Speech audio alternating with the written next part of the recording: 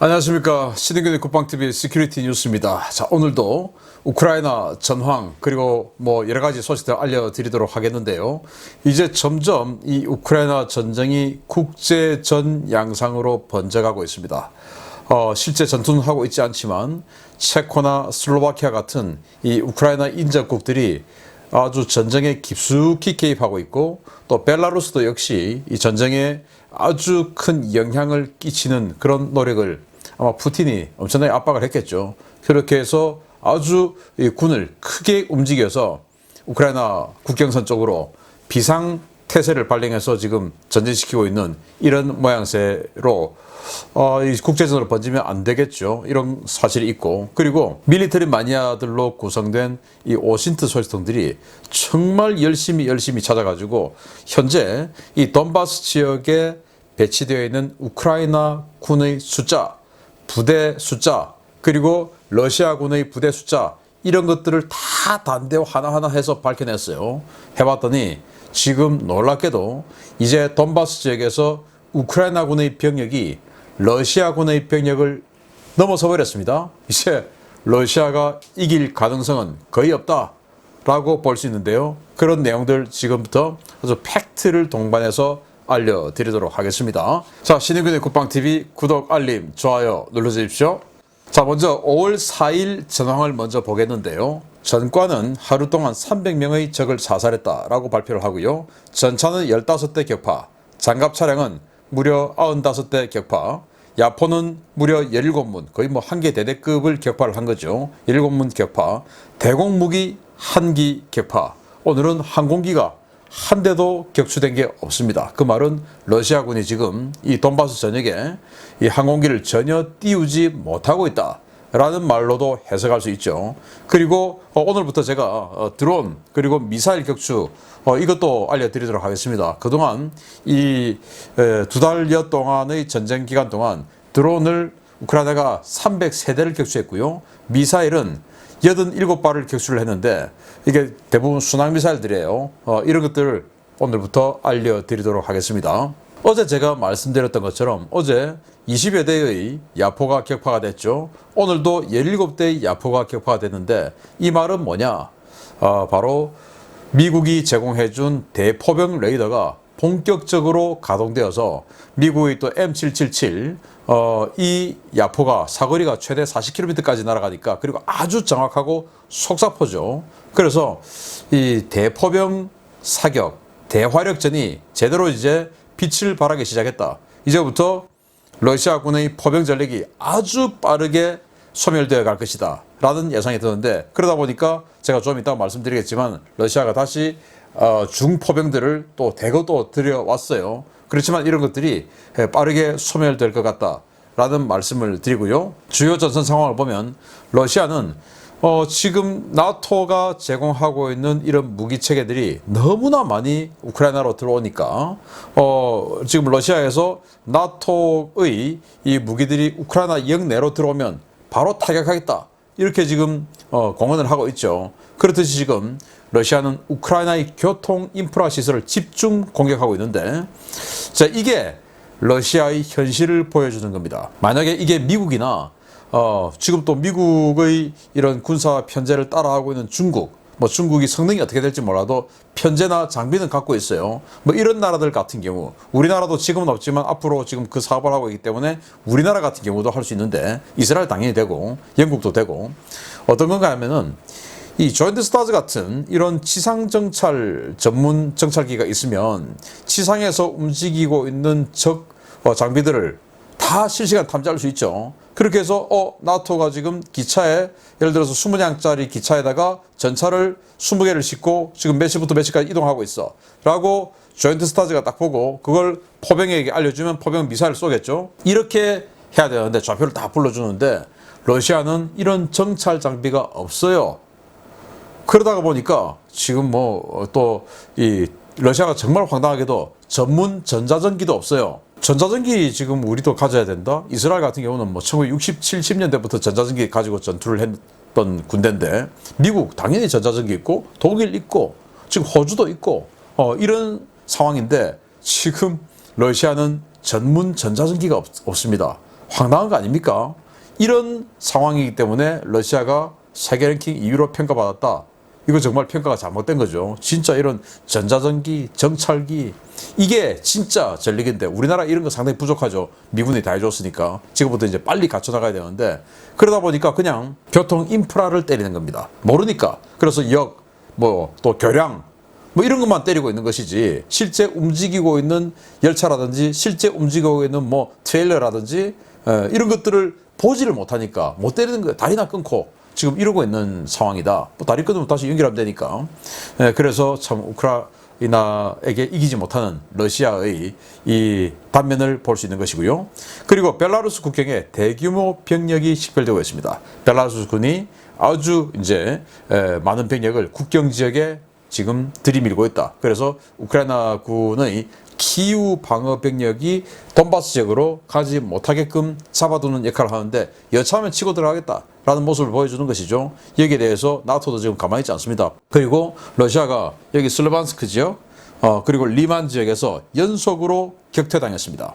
제가 어제 말씀드렸죠. 화살표가 이렇게 동쪽으로 꺾여서 가는 거 어제 여러분들 보신 분들 기억하시죠? 그런데 지금 여기 화살표 다 사라졌어요. 다 격퇴되었다 라고 하고요. 그래서 이제 러시아가 벨고로드 지역에 중포병을 추가로 전개했다. 그래서 220mm 다련장 로켓, 또 300mm 다련장 로켓 이런 것들을 지금 가져와서 추가 증원하기 위해서 이 벨고로드 지역에 가지고 왔다라고 하고 있습니다. 그리고 지금 우크라이나의 미사일 그리고 전투기 폭격 이런 것들이 이 국경 일대 벨고로드 지역에 계속 들어가서 때리고 하니까 이제 안 되겠다. 이 물류기지, 군수보급기지를 좀 소형화해서 흩어버리자 해서 마을의 농가라든지 농가 창고라든지 이런 것들에 아주 소형으로 분리하는 분산하는 작업을 하고 있답니다. 그런데 이렇게 되면 이 하나가 깨졌을 때 입는 피해는 적지만 이 군수보급의 효율성은 떨어지죠. 한 군데 대형 창고에서 다 일괄적으로 꺼내서 이렇게 보내주고 또 관리도 쉽고 이런데 지금 나누어 사다 보니까 관리도 어렵고 또 군수보급이 아주 늦어지는 이런 단점은 있다라는 말씀을 드릴 수가 있고요. 그리고 이 헤르손 그리고 자포리자 이 지역에서 공세하던 러시아군이 공세도 다 실패했다라는 소식이 들려왔습니다. 자, 그러면서 아주 흥미로운 이런 기사를 한번 읽어드리겠는데요. 어떤 내용인가 하면은 이 우크라이나 군, 즉 이 돈바스 전선에 참여하고 있는 우크라이나 군을 우크라인폼이나 이런 우크라이나 언론들이 인터뷰를 한 거예요. 그래서 지금 러시아군 싸워보니까 어떻더냐? 왜 이렇게 잘 싸우냐? 우리가 왜 이렇게 이기고 있냐?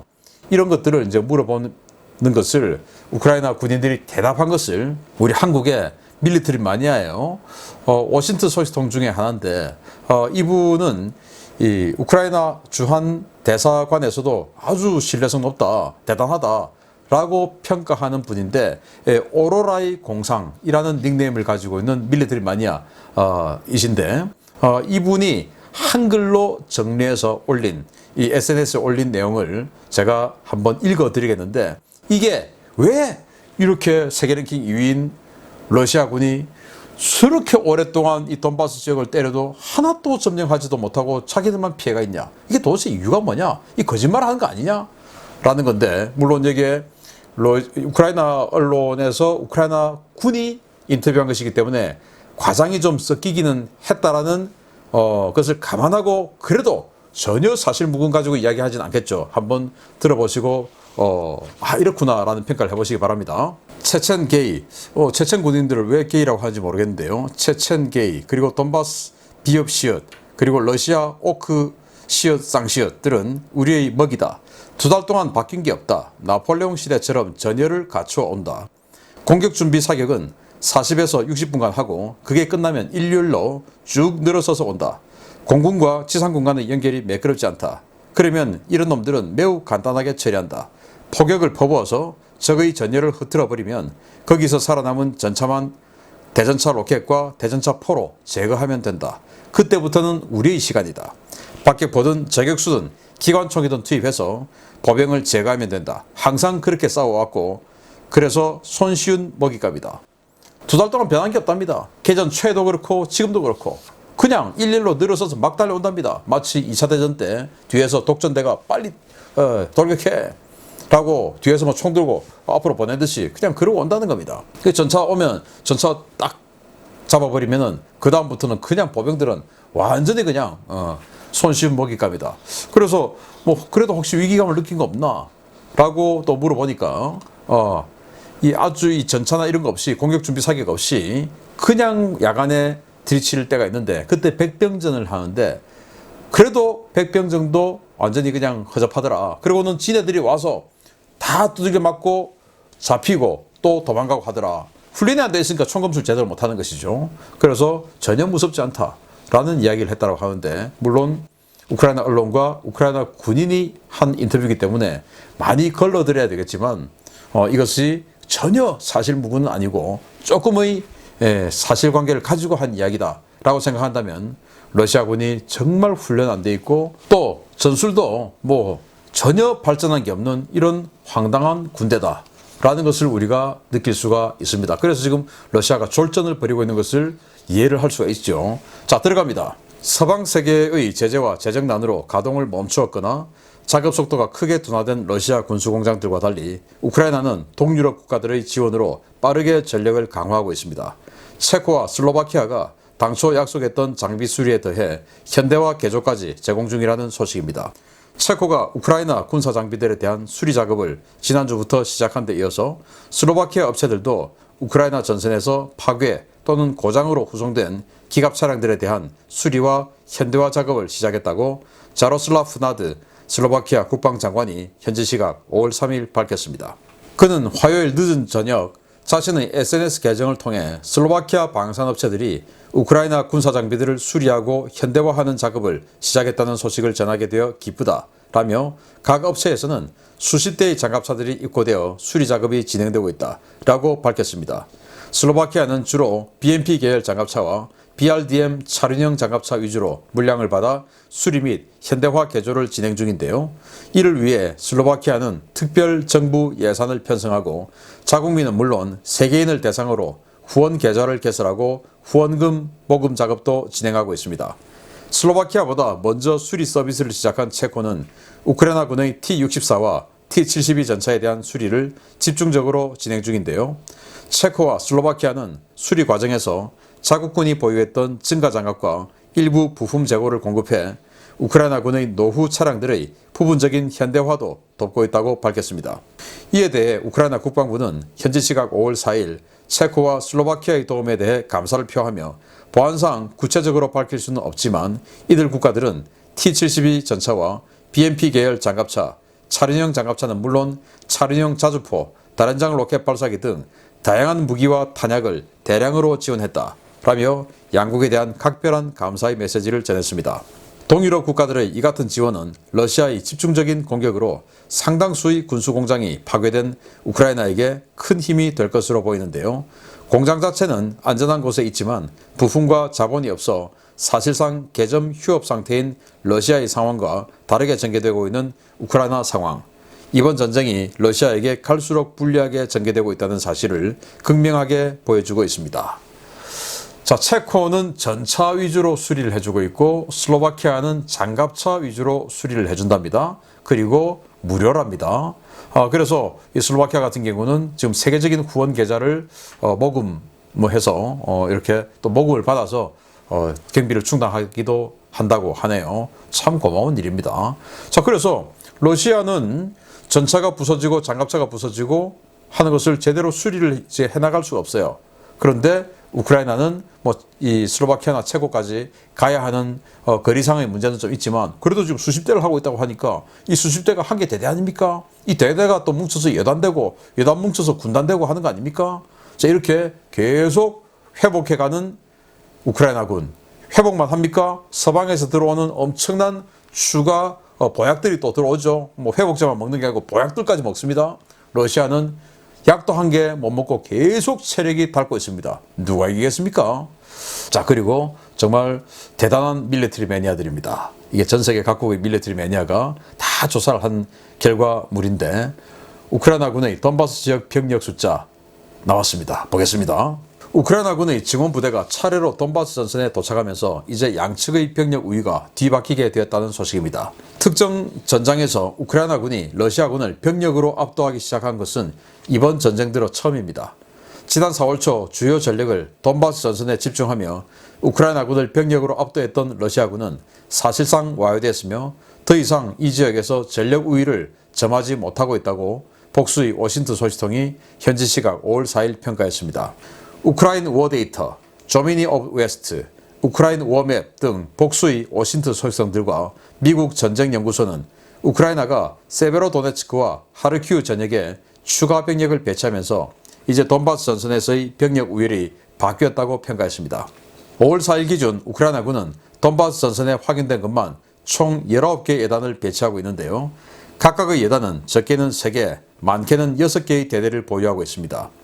이 가운데 전력을 보존한 전차 또는 기계화 예단만을 추릴 경우에 우크라이나가 공세작전에 투입할 수 있는 기동부대는 최소 39개 대대에 달합니다.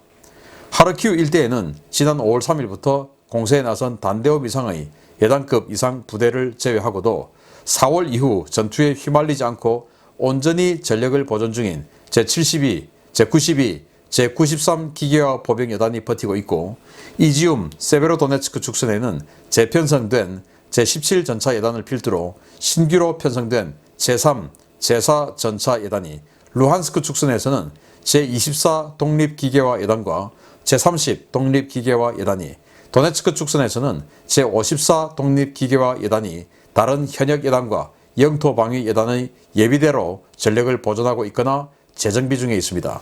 이와 별개로 우크라이나는 돈바스 전선에 즉각 투입할 수 있는 최소 2개 예단의 전차 부대를 어딘가에 두고 있는데요.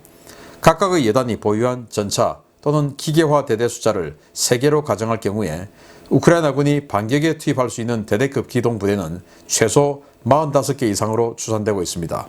우크라이나군은 돈바스 전선에서 기계화 부대를 거의 투입하지 않고 공중강습예단과 공수예단, 영토방위예단, 산악보병예단 등을 주축으로 방어선을 치고 전투를 수행해서 기계화 부대를 거의 온전하게 보존하는 데 성공했는데요. 이에 반해 돈바스 지역의 6개 연합군, 최소 41개에서 최대 60개 대대 전술단을 투입한 러시아군은 지난 3주 동안의 공세로 절반 가까운 전력 손실을 입고 보급로도 축소되어 전투 수행이 제한되는 부대가 많은 것으로 전해졌습니다. 우크라이나는 지속적으로 병력을 충원하며 돈바스 전선에서의 병력차를 점차 버리고 있는데요.